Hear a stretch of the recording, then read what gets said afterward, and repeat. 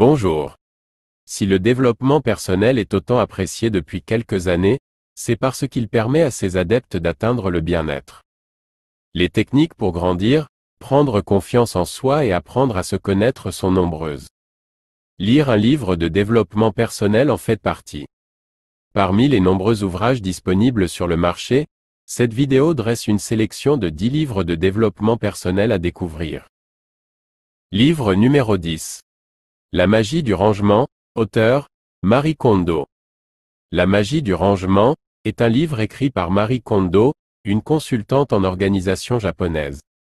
Le livre propose une méthode unique pour organiser et ranger nos espaces de vie de manière efficace et durable. Voici un résumé des principaux concepts abordés dans le livre. Le critère de la joie, Marie Kondo encourage les lecteurs à se concentrer sur les objets qui leur procurent de la joie. Elle propose de trier les possessions par catégorie, vêtements, livres, papier, objets divers, souvenirs, plutôt que par pièces, et de garder uniquement les objets qui suscitent un sentiment positif. Le processus de tri, Kondo suggère de prendre chaque objet en main et de se demander si cet objet procure de la joie. Si la réponse est oui, l'objet est conservé, sinon, il est remercié pour son service et est retiré de la maison. Le pliage vertical, Kondo recommande de plier les vêtements de manière à les ranger verticalement dans les tiroirs. Cela permet de visualiser facilement tous les vêtements et d'éviter de les froisser. La gestion des papiers, Kondo conseille de trier les papiers en 3 catégories. Ceux qui nécessitent une action immédiate, ceux qui doivent être conservés à long terme, et ceux qui peuvent être jetés. Elle propose également de se débarrasser de la plupart des papiers inutiles et de mettre en place un système de classement simple et efficace. La place pour chaque objet, selon Kondo, chaque objet devrait avoir sa place dédiée dans la maison. Elle encourage à ranger les objets par catégorie et à leur attribuer un emplacement spécifique. Cela facilite le rangement au quotidien et permet de maintenir l'ordre durablement. En suivant cette méthode, Marie Kondo affirme que non seulement nos espaces seront plus ordonnés, mais que cela aura également un impact positif sur notre bien-être et notre état d'esprit. En se concentrant sur les objets qui apportent de la joie, elle soutient que nous pouvons créer un environnement qui favorise le bonheur et la sérénité dans notre vie quotidienne. Livre numéro 9. Comment se faire des amis, auteur, Dale Carnegie. Comment se faire des amis est un livre écrit par Dale Carnegie, un expert en communication et en relations humaines. Le livre a été publié pour la première fois en 1936 et est devenu un classique dans le domaine du développement personnel. Le livre de Carnegie propose des conseils pratiques sur la manière de nouer des relations amicales et de développer un réseau social solide. Voici un résumé des principaux enseignements du livre. Soyez intéressés par les autres, Carnegie insiste sur l'importance de s'intéresser sincèrement aux autres. Posez des questions, écoutez attentivement et montrez un véritable intérêt pour ce qu'ils ont à dire. Souriez. Un sourire chaleureux est l'un des moyens les plus simples et efficaces d'établir une connexion avec les autres. Il crée une atmosphère positive et amicale. Montrez de l'appréciation. Exprimez votre gratitude et votre appréciation envers les autres. Remerciez-les pour leurs actions et leurs contributions. Les compliments sincères renforcent les liens. Écoutez activement, pratiquez l'écoute active en accordant toute votre attention à la personne qui parle. Ne vous contentez pas d'attendre votre tour pour parler, mais écoutez réellement ce que l'autre personne dit. Parlez des intérêts des autres. Au lieu de parler de vous-même en permanence, intéressez-vous aux passions et aux centres d'intérêt des autres. Posez des questions sur leurs hobbies, leurs voyages ou leurs activités préférées. Évitez les critiques et les jugements. Soyez attentif à ne pas critiquer ou juger les autres. Acceptez les différences et respectez les opinions des autres, même si vous n'êtes pas d'accord. Montrez de la sympathie et de l'empathie, comprenez les émotions des autres et faites preuve de compassion. Montrez que vous vous souciez de leurs sentiments et que vous êtes là pour les soutenir. Faites preuve d'humilité. Évitez de vous vanter ou de monopoliser les conversations. Admettez vos erreurs et soyez ouvert aux opinions des autres. 9. Faites des gestes de générosité, offrez votre aide et votre soutien aux autres lorsque c'est nécessaire. Soyez généreux avec votre temps, vos connaissances et vos ressources. 10. Restez authentique, n'essayez pas d'être quelqu'un que vous n'êtes pas. Soyez vous-même et laissez les autres vous connaître tel que vous êtes réellement. En suivant ces principes, Carnegie affirme que vous pouvez développer des relations sincères et durables.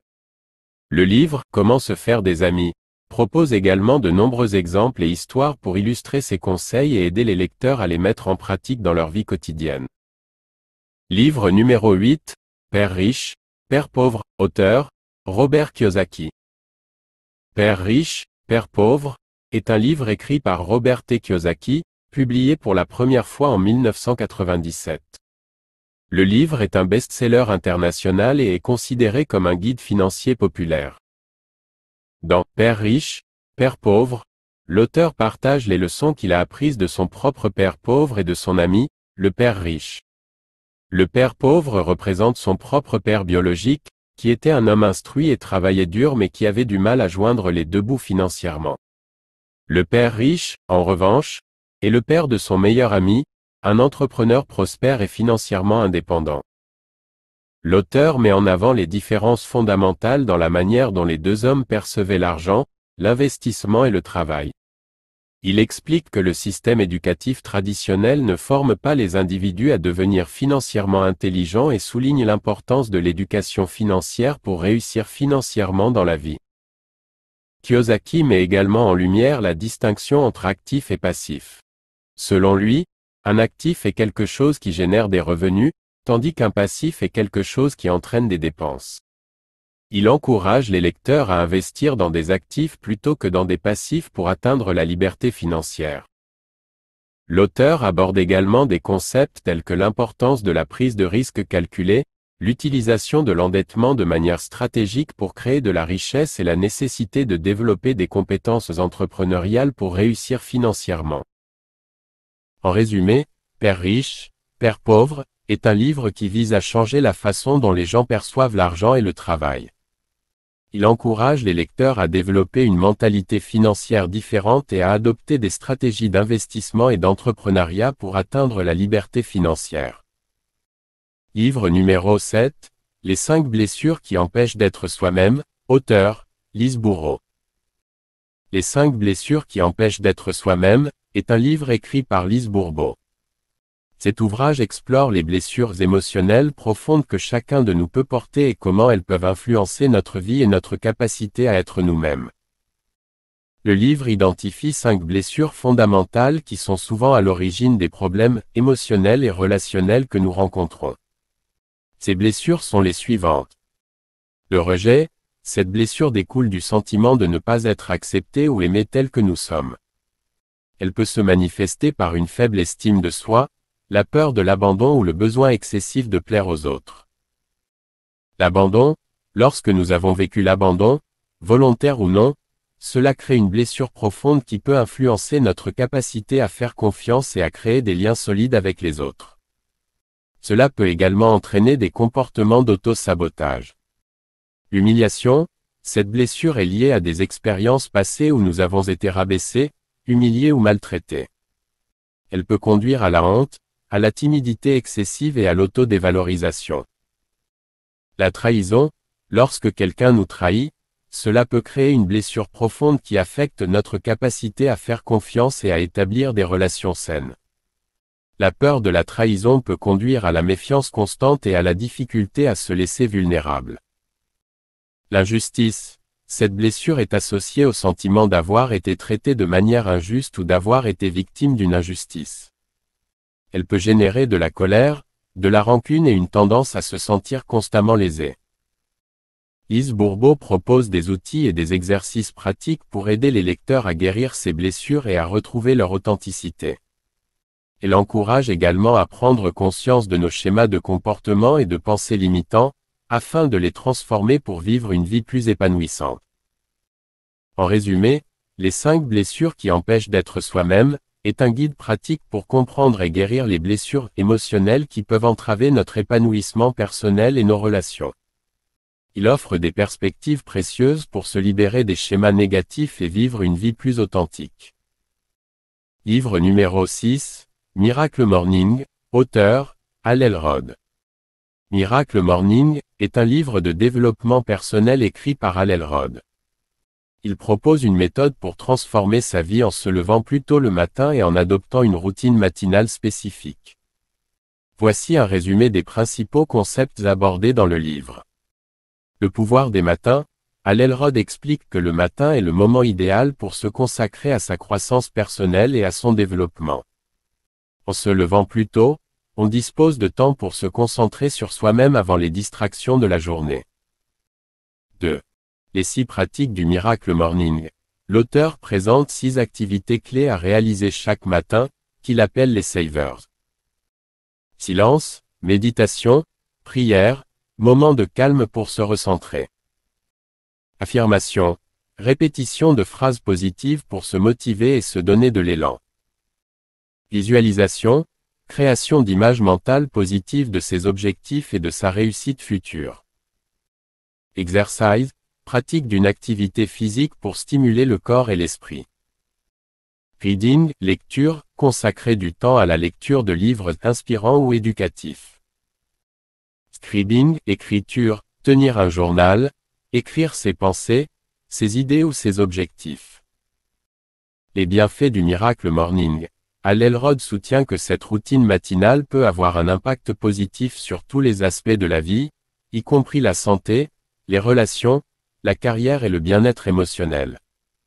Il souligne que la cohérence et la discipline sont essentielles pour en tirer le meilleur parti. Les étapes pour adopter le Miracle Morning.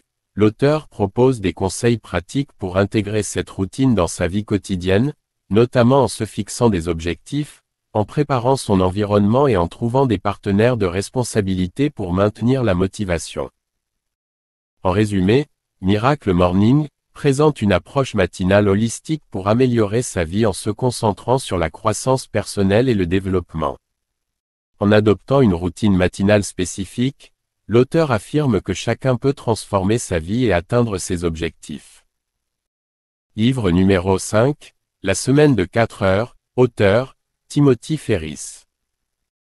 La semaine de 4 heures est un livre écrit par Timothy Ferriss et publié en 2007. Il s'agit d'un guide pratique qui propose une approche alternative du travail et de la productivité, avec pour objectif de permettre aux individus de travailler moins tout en augmentant leur efficacité et leur qualité de vie. Dans ce livre, Ferriss remet en question le modèle traditionnel de travail de 40 heures par semaine et encourage les lecteurs à adopter un mode de vie plus flexible et équilibré. Il présente des stratégies concrètes pour réduire le temps de travail tout en augmentant les résultats obtenus. L'auteur partage ses propres expériences et enseigne des techniques qu'il a développées pour maximiser la productivité et générer des revenus passifs. Ferriss propose plusieurs concepts clés dans son livre. Tout d'abord, il met l'accent sur la notion de « délétion » en encourageant les lecteurs à se débarrasser des tâches non essentielles et à se concentrer sur celles qui apportent le plus de valeur. Il aborde également le concept de « déléguer » en encourageant les lecteurs à déléguer les tâches qu'ils ne sont pas obligés d'accomplir eux-mêmes. Un autre concept central est celui de l'automatisation. Ferriss encourage les lecteurs à utiliser les technologies et les outils disponibles pour automatiser autant de tâches que possible, afin de libérer du temps et de l'énergie pour se concentrer sur des activités plus importantes et gratifiantes. Le livre aborde également la question de la mobilité géographique et propose des stratégies pour travailler à distance ou créer une entreprise en ligne. Ferriss explique comment utiliser Internet pour développer des sources de revenus passifs et créer un style de vie plus libre et flexible. En résumé, la semaine de 4 heures est un guide pratique qui encourage les lecteurs à repenser leur approche du travail et de la productivité. Il propose des stratégies pour travailler moins tout en obtenant de meilleurs résultats, et invite les individus à chercher l'équilibre entre travail et qualité de vie en utilisant des techniques telles que la délégation, l'automatisation et la mobilité géographique. Livre numéro 4, Les 4 accords Toltec, auteur, Miguel Ruiz. Les 4 accords Toltec est un livre écrit par Miguel Ruiz, qui présente une approche pratique de la sagesse ancienne des Toltecs, une civilisation précolombienne du Mexique. Ce livre propose un guide de vie basé sur 4 principes fondamentaux pour atteindre le bonheur et la liberté personnelle. Le premier accord toltèque est que votre parole soit impeccable. Cela signifie être conscient du pouvoir de nos mots et les utiliser de manière positive. Il encourage à éviter la critique, le jugement et les mensonges, et à utiliser la parole pour exprimer l'amour, la vérité et la bienveillance envers soi-même et les autres. Le deuxième accord est, quoi qu'il arrive, n'en faites pas une affaire personnelle. Ce principe nous enseigne à ne pas prendre les choses personnellement et à ne pas nous laisser affecter par les opinions et les actions des autres. Il souligne que les comportements des autres sont le reflet de leur propre réalité et ne doivent pas être interprétés comme une attaque personnelle. Le troisième accord est, ne faites pas de suppositions. Cela encourage à communiquer clairement et à poser des questions plutôt que de présumer ou d'interpréter les intentions des autres. Les suppositions peuvent souvent conduire à des malentendus et à des conflits, donc en évitant de les faire, nous pouvons favoriser des relations plus harmonieuses. Le quatrième accord est, faites toujours de votre mieux. Il souligne l'importance de donner le meilleur de soi-même dans toutes les circonstances. Il reconnaît que notre meilleur niveau d'effort peut varier en fonction de notre état physique et émotionnel, mais il nous encourage à faire de notre mieux quelles que soient les circonstances, sans nous juger ni nous critiquer. En pratiquant ces 4 accords toltèques, Miguel Ruiz propose que nous puissions nous libérer des croyances limitantes, des souffrances inutiles et des schémas de pensée négatifs. Il soutient que ces accords peuvent transformer notre vie, améliorer nos relations avec les autres et nous aider à vivre une existence plus authentique et épanouissante. Les 4 accords toltèques est un livre populaire qui a touché de nombreux lecteurs à la recherche de conseils pratiques pour améliorer leur bien-être émotionnel et leur qualité de vie. Livre numéro 3, Le pouvoir du moment présent. Auteur, Eckhart Tolle. Le livre, Le pouvoir du moment présent, d'Eckhart Tolle est un guide spirituel qui explore la notion de conscience et la recherche d'une vie épanouissante et libérée du poids du passé et des inquiétudes du futur. Voici un résumé des principaux concepts abordés dans ce livre.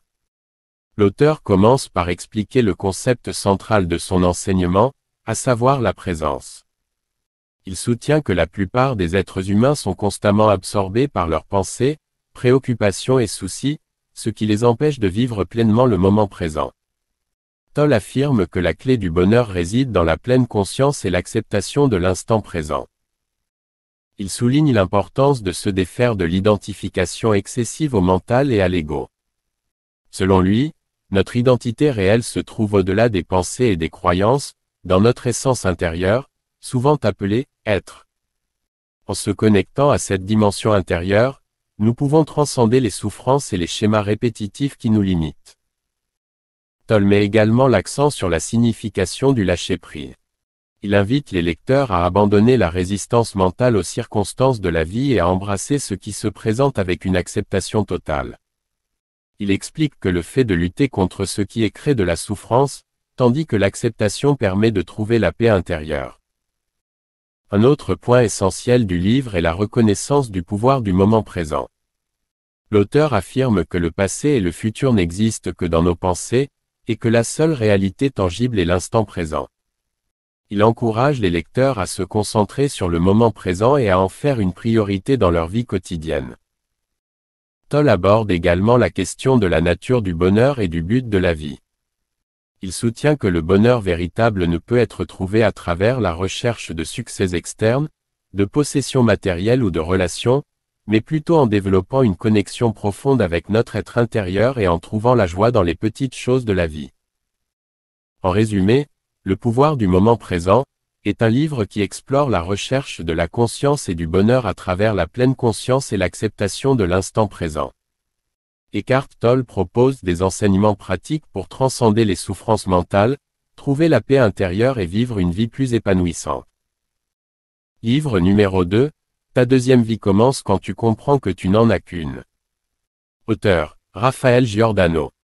Ta deuxième vie commence quand tu comprends que tu n'en as qu'une, est un roman de Raphaël Giordano, publié en 2015.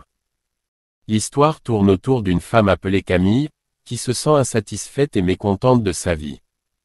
Elle est coincée dans une routine quotidienne monotone et se sent perdue dans sa relation de couple et dans son travail. Un jour, par hasard, Camille fait la rencontre de Claude, un routinologue, qui lui propose de l'aider à changer sa vie. Le routinologue est un expert dans l'art de rompre avec les habitudes et de trouver le bonheur en adoptant de nouvelles perspectives. Au fil du roman, Claude guide Camille à travers différents exercices et défis pour l'aider à sortir de sa zone de confort et à explorer de nouvelles possibilités. Camille se lance dans un voyage de découverte de soi, apprenant à se connaître davantage, à identifier ses rêves et ses aspirations, et à prendre des décisions courageuses pour changer sa vie. Tout au long de son parcours, Camille rencontre d'autres personnes qui l'aident à surmonter ses peurs et à trouver le bonheur dans les petites choses de la vie. Elle apprend à apprécier les moments présents, à cultiver des relations saines et épanouissantes, et à se concentrer sur ce qui est vraiment important pour elle. Au fur et à mesure que Camille progresse, elle se transforme et trouve un nouveau sens à sa vie. Elle découvre qu'elle est capable de prendre le contrôle de son bonheur et de réaliser ses rêves, à condition de sortir de sa zone de confort et de se donner la permission de vivre pleinement. Ta deuxième vie commence quand tu comprends que tu n'en as qu'une, est un récit inspirant qui encourage les lecteurs à réfléchir à leur propre vie, à remettre en question leurs habitudes et à chercher le bonheur dans les moments simples. C'est une histoire sur la redécouverte de soi, sur la prise de risque et sur la recherche du véritable épanouissement personnel. Livre numéro 1, Comme par magie, auteur, Elisabeth Gilbert. Comme par magie, est un livre écrit par Elisabeth Gilbert, l'auteur célèbre pour son best-seller, Mange, Prie, Aime. Dans ce livre, Gilbert explore le processus de créativité et encourage les lecteurs à embrasser leur côté artistique. L'histoire commence par une réflexion sur la nature de la créativité et sur la manière dont les idées et l'inspiration peuvent sembler surgir, comme par magie. Gilbert partage ses propres expériences personnelles en tant qu'écrivaine et artiste, et elle s'appuie également sur les témoignages d'autres créateurs renommés pour illustrer ses points de vue. Elle aborde les peurs et les doutes qui accompagnent souvent le processus créatif, ainsi que les pressions extérieures qui peuvent entraver la liberté artistique. Gilbert encourage les lecteurs à surmonter ces obstacles et à cultiver leur créativité en adoptant une approche disciplinée et persévérante. Tout au long du livre, Gilbert met en évidence l'importance de la curiosité, de l'exploration et de la passion dans le processus créatif. Elle encourage les lecteurs à suivre leur intuition et à faire confiance à leur propre voie artistique, même si cela implique de prendre des risques ou de sortir de leur zone de confort. Comme par magie, est un livre inspirant qui célèbre la créativité sous toutes ses formes. Il offre des conseils pratiques et encourageants pour les artistes en herbe et les professionnels établis, tout en rappelant aux lecteurs que la créativité est un acte de courage et de joie. Enfin, n'oubliez pas qu'il existe de nombreux autres excellents livres de développement personnel. Il est également utile de parcourir les critiques, de lire des résumés et d'explorer différents auteurs pour trouver ceux qui résonnent le plus avec vous et répondent à vos besoins.